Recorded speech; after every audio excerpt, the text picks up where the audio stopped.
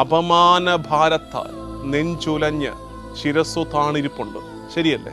എന്തൊക്കെയോ അപമാന ഭാരങ്ങൾ നമ്മളെ തേടി വരുന്നുണ്ട്. ഒരുപക്ഷെ നമുക്ക് തന്നെ വന്നു പോയൊരു പിഴവായിരിക്കും. ഒരു വേള, ഒരു വാക്കിന്റെ പിഴവ്, ഒരു തീരുമാനത്തിന്റെ പിഴവ്, ഒരു പ്രവൃത്തിയിൽ വന്നുപോയ തെറ്റ്, ചിലപ്പോ നമ്മൾ അറിയാത്ത കാര്യത്തിന്. ഇപ്പൊ ഉദാഹരണത്തിന് എലിസബത്തിന്റെ കാര്യത്തിൽ, എലിസബത്തിന് കുഞ്ഞുണ്ടാകാത്തതിന് എലിസബത്തിന് എന്ത് ചെയ്യാൻ പറ്റും? വന്ധ്യത അവളെ തേടി വന്നതാണ്. നമുക്കറിയാത്ത കാര്യത്തിൽ നമ്മൾ സങ്കടപ്പെടുകയും മറ്റുള്ളവർ നമ്മളെ സങ്കടപ്പെടുത്തുകയും ചെയ്യാറുണ്ട്. അത്തരം നേരങ്ങളിൽ ഈ വാക്യം ഓർക്കണേ: മനുഷ്യരുടെ ഇടയിൽ എനിക്കുണ്ടായിരുന്ന അപമാനം നീക്കിക്കളയാൻ എൻ്റെ കർത്താവ് എന്നെ കടാക്ഷിച്ച് എനിക്കായി ഇത് ചെയ്തു തന്നിരിക്കുന്നു. ഇന്നൊരു പ്രാർത്ഥന പ്രാർത്ഥിക്കണം.